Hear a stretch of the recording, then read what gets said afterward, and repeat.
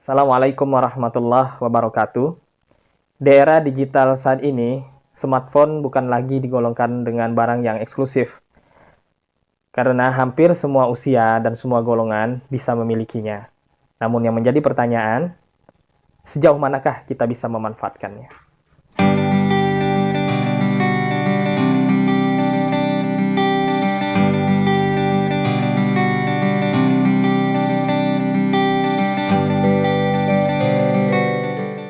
Di video yang singkat dan sederhana ini, saya akan mencoba menjelaskan pemanfaatan smartphone untuk fotografi, videografi, dan juga untuk editing atau publikasi. Video ini hanya saya buat menggunakan smartphone dan kemudian tidak menggunakan alat bantu lainnya seperti tripod. Video ini juga dapat menjadi contoh bahwasanya smartphone tidak hanya sebuah alat yang hanya digunakan untuk komunikasi atau hanya untuk hiburan, namun juga smartphone dapat kita pergunakan untuk membantu dalam pekerjaan kita sehari-hari atau membantu dalam hal publikasi. Kita akan masuk pada dasar-dasar fotografi. Jika kita melihat pada sejarah dan pengertiannya, bahwasanya fotografi itu berasal dari bahasa Yunani, di mana photos artinya cahaya dan graphos itu artinya melukis atau menulis. Jadi kalau kita artikan, fotografis itu adalah seni melukis dengan menggunakan media cahaya. Perlu juga kita mengetahui bahwasanya fotografi itu banyak sekali jenisnya. Ada yang disebut dengan human interest photography. Jadi fotografi ini adalah foto yang menjadikan manusia sebagai subjek atau objek utamanya. Human interest juga lebih menonjolkan sisi kehidupan dan interaksi manusia dengan lingkungan sekitarnya. Dan kemudian foto ini juga biasanya mampu membangkitkan perasaan empati maupun simpati si penikmat foto. Kemudian ada juga yang disebut dengan potret fotografi. Jadi potret fotografi ini itu fotografi yang menampilkan karakteristik dan kepribadian yang unik dari seseorang. Selanjutnya ada juga jenis landscape fotografi. Jadi landscape ini adalah yang biasa kita dengan sebut foto pemandangan. Kemudian ada yang disebut makro fotografi. Fotografi ini fotografi yang membuat objek atau subjek berukuran kecil itu terlihat sangat dekat dan menampilkan detail yang tinggi. Kemudian wedding atau event fotografi. Jadi fotografi jenis ini adalah foto yang mengambil momen penting atau spesial seperti resepsi pernikahan, khitanan, ataupun momen lainnya. Dan kemudian masih banyak lagi jenis-jenis fotografi yang akan sangat panjang jika dijelaskan satu persatu. Untuk memulai belajar mengenai fotografi, kita harus mengenal hal-hal dasar yang menjadi pondasi utamanya. Hal-hal dasar tersebut antara lain adalah: pertama, pengenalan perangkat kamera dan lensa. Kedua, mempelajari exposure fotografi. Ketiga, mempelajari komposisi. Dan terakhir, mengenal cahaya dalam fotografi. Dan dalam mobile fotografi, kita akan fokus belajar mengenai komposisi serta cahaya dalam fotografi.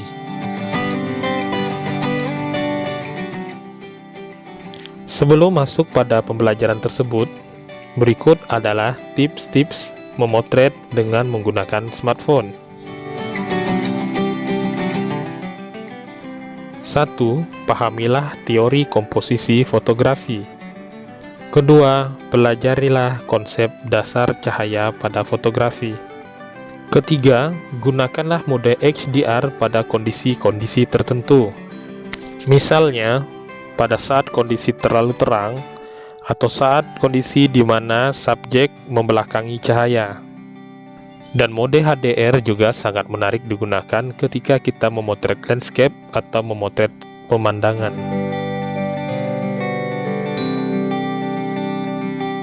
Tips keempat, pada saat memotret, usahakan tangan tidak bergoyang. Pahamilah dengan benar kapan sebaiknya lampu flash pada kamera digunakan. Saat yang tepat menggunakan lampu flash pada kamera smartphone kita adalah pertama, pada saat memotret di dalam ruangan atau di lingkungan yang kurang cahaya. Kedua, pada kondisi backlight atau pada saat subjek membelakangi cahaya.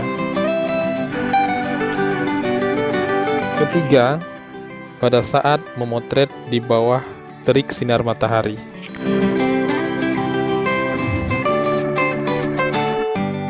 Tips selanjutnya, kenali waktu jeda shutter smartphone Bapak Ibu masing-masing. Jeda shutter adalah waktu yang dibutuhkan oleh smartphone untuk mengkalkulasi segala informasi yang ditangkap pada saat pemotretan. Tips ketujuh, ambil foto sebanyak mungkin pada saat pemotretan.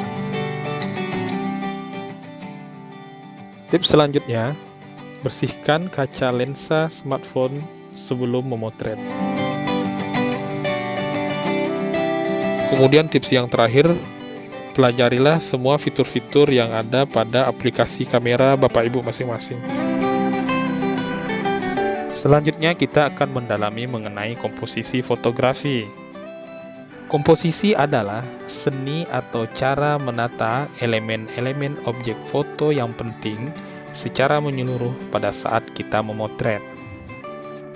Elemen-elemen tersebut antara lain berupa garis, bentuk, wujud, tekstur, pola, dan warna. Ada banyak teori komposisi dalam fotografi. Dan dalam video ini, kita akan membahas 8 teori komposisi fotografi yang paling populer dan sering digunakan oleh fotografer. Yang pertama, teori komposisi rule of third, atau biasa disebut juga dengan teori komposisi sepertiga. Komposisi rule of third adalah sebuah komposisi di mana fotografer meletakkan objek utama atau point of interest berada di sepertiga bagian foto, atau meletak point of interest di titik temu garis horizontal dan vertikal yang membagi 9 bagian dari foto. Komposisi ini digunakan biasanya agar menghasilkan sebuah foto yang lebih menarik, dinamis, dan juga seimbang. Kedua, teori komposisi simetris atau biasa disebut dengan dead center. Komposisi simetris adalah sebuah komposisi di mana seorang fotografer meletakkan point of interest atau objek utamanya berada di tengah, atau dapat juga dengan membuat sisi sebelah bagian dan sisi bagian lainnya simetris atau seimbang. Dari segi estetika, objek foto yang menggunakan komposisi simetris akan terlihat lebih seimbang dan harmonis. Selain itu juga, komposisi simetris akan memberikan kesan formal, peraturan, dan statis.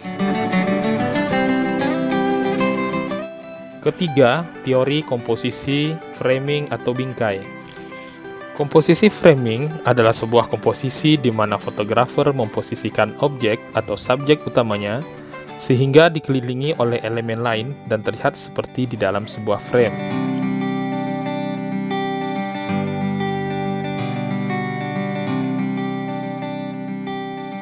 Keempat, komposisi leading lens. Komposisi leading lens ini adalah sebuah komposisi di mana seorang fotografer mampu menempatkan garis imajiner yang dapat menuntun mata penikmat foto untuk menyusuri semua atau seluruh bagian foto, atau juga dapat menuntun mata seseorang menuju point of interest atau subjek utama dari foto tersebut. Komposisi pattern atau pola.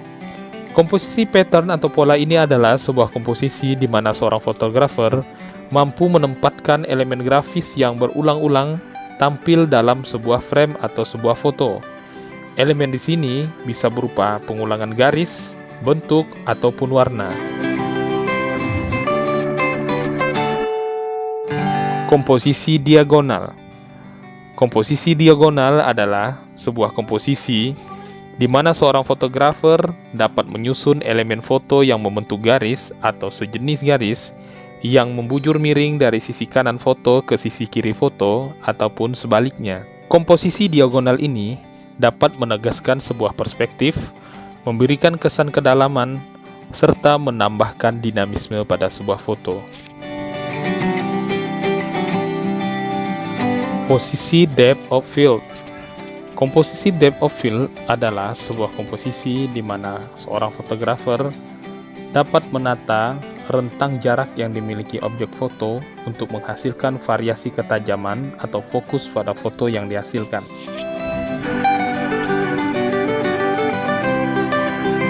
Teori komposisi yang terakhir adalah komposisi warna. Komposisi warna adalah sebuah komposisi di mana seorang fotografer mampu menyusun dan menata warna dalam sebuah foto untuk menarik perhatian ataupun untuk mempengaruhi mood atau suasana hati seseorang.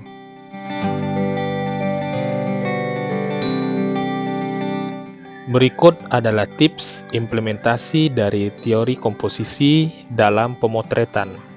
Pertama, identifikasi subjek yang ingin ditonjolkan dengan menerapkan fokus yang jelas terhadap objek. Kedua, tarik perhatian ke objek utama dengan menggunakan warna, cahaya, bingkai, atau komposisi lainnya. Terlalu banyak objek pendukung di dalam frame membuat gambar berantakan. Terkadang sederhana itu indah. Hilangkanlah hal-hal yang tidak berkaitan dengan objek utama, atau ubah sudut pengambilan agar hal yang tidak berhubungan tersebut tidak tampak pada gambar. Tips selanjutnya, jangan terlalu banyak menyisakan ruang kosong karena hal tersebut akan mengecilkan objek utama. Penuhi frame dengan objek utama dan tidak perlu menambahkan latar belakang untuk memperkuat pesan dalam gambar. Siksa tepi dari frame gambar, jangan sampai tangan dan kaki objek terpotong tanpa alasan yang kuat. Gunakan rule of third. Apabila ingin memotret manusia, usahakan mata berada di atas garis tengah. Upayakan keseimbangan objek. Untuk memperkuat kesan yang tinggi, potret objek dengan vertikal, dan untuk memperkuat kesan yang lebar, potret objek secara horizontal. Gunakan pola, khususnya pola berulang, akan membuat gambar lebih menarik. Manfaatkan garis atau leading line untuk mengarahkan mata ke bagian yang dituju. Gambar dengan elemen kurva S bagus untuk mengarahkan mata. Untuk memotret anak-anak, jongkoklah agar mata sejajar dengan lensa. Hindari meletakkan garis horizontal pada bagian tengah foto. Hindari memotret garis horizontal melewati kepala manusia atau hewan. Cahaya dalam fotografi. Dalam fotografi, cahaya merupakan elemen penting dalam menghasilkan komposisi foto yang baik. Komposisi dapat menghasilkan kesan sederhana, rumit, terisolasi, terkonsentrasi, dan lainnya. Fotografi mutlak selalu bermain dengan pencahayaan.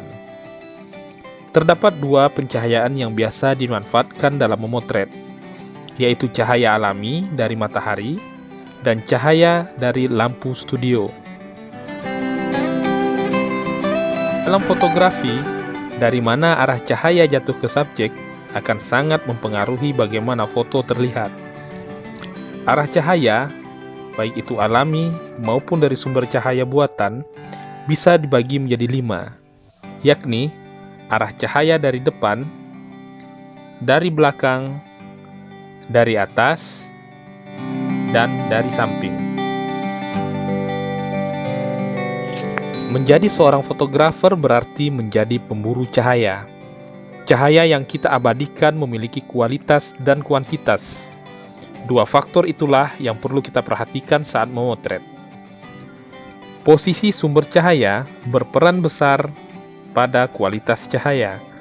Misalnya, saat matahari berada di atas kepala di tengah hari, bayangan akan hilang dan foto akan terlihat datar dan terlalu terang.